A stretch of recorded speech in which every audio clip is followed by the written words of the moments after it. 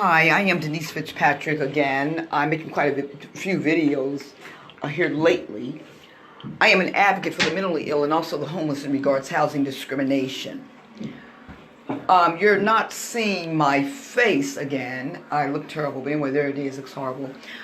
But I'm sitting here and I wanted to read. I think that I have this particular letter already posted somewhere in a video. I couldn't find it. Maybe it's walked away or just disappeared or something.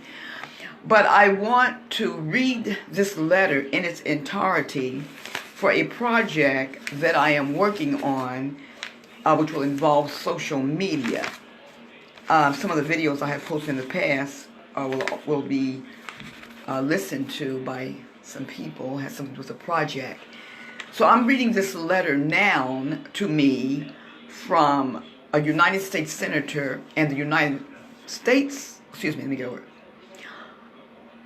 I am reading a letter from the United States Senator, Thom Tillis, who's also a North Carolina Senator. And the letter goes like this. Dear Mrs. Fitzpatrick, thank you for taking the time to share your thoughts regarding funding for the Department of Housing and Urban Development HUD, specifically Section 811, the Supportive Housing for Persons with Disabilities program. I appreciate hearing from you and welcome the opportunity to respond. We can agree that affordable and safe housing is necessary to provide stability for families, neighborhoods, and communities. A recent Harvard report, The State of the Nation's Housing 2017, highlighted the number of Americans struggling with affordability in the rental market. The study found that in 2015, 11.1 million renter households spent more than 50% of their income on housing. I believe we should wisely invest taxpayer dollars in government programs with defined goals and measurable outcomes to ensure they achieve the mission for which they were created. Regarding the Section 11 program, this program uses HUD funding to provide housing services for very low and extremely low income adults with disabilities. The Section 811 program allows persons with disabilities to live as independently as possible in the community by subsidizing rental housing opportunities. Recently, the Section 811 program was reformed to provide supportive housing two different ways. First, by providing interest-free capital advances and subsidies to nonprofit developers of affordable housing for persons with disabilities. And second, by providing project rental assistance to state housing agencies.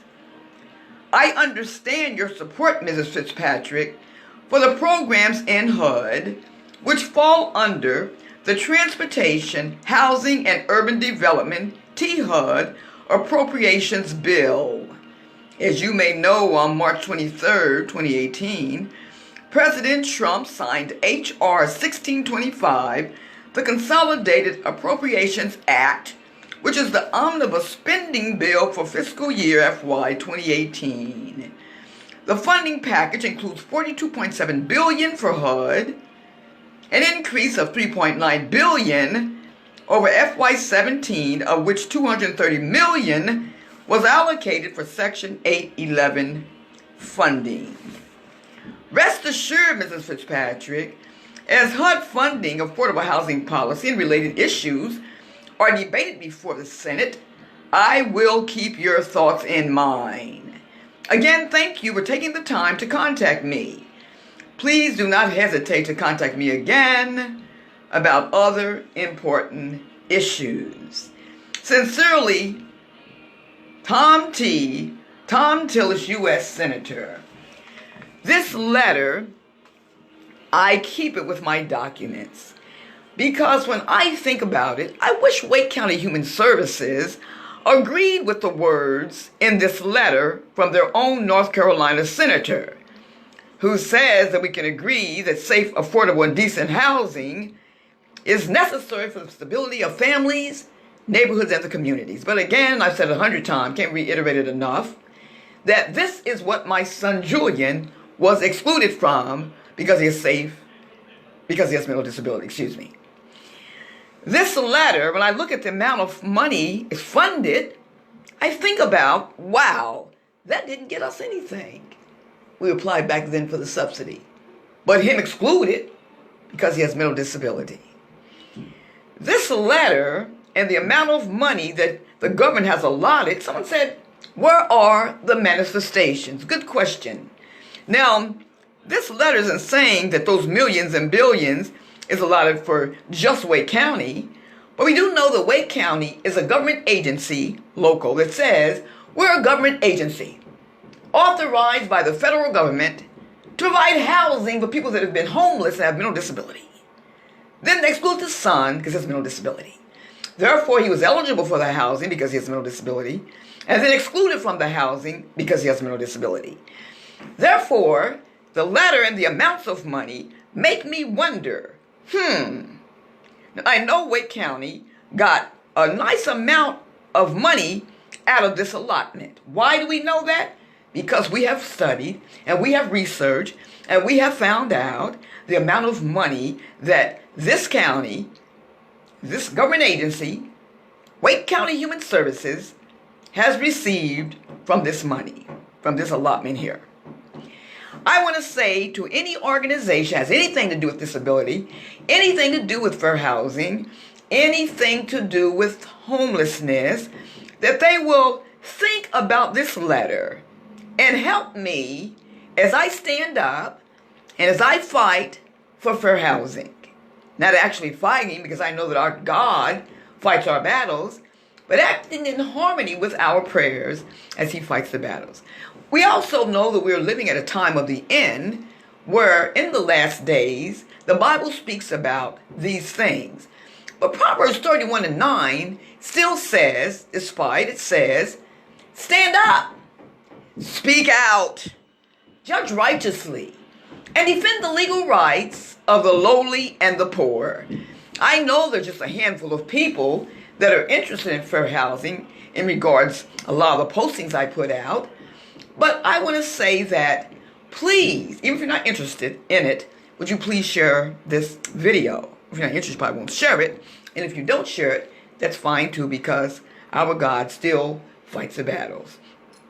And again, any organization that says they have something to do with civil rights or human rights, disability, homelessness, fair housing, I'm talking to you specifically. Will you please help me as I stand up in this regards? Thank you. But before I go, let me say this. I didn't introduce myself. I'm sure many know that I am Denise Fitzpatrick, an advocate for the mentally ill and the homeless. It is because of my being a victim of housing discrimination, my wanting to obey the commands of the only true God, is those things fuel my desire. I don't think a person has to go to school to have a heart to want to help someone. But you got to go to school to learn to have. No, that is just in your heart. That is your heart condition. And it can't be studying the book and then, it is of the heart naturally there. Thank you and have a good evening. Goodbye now.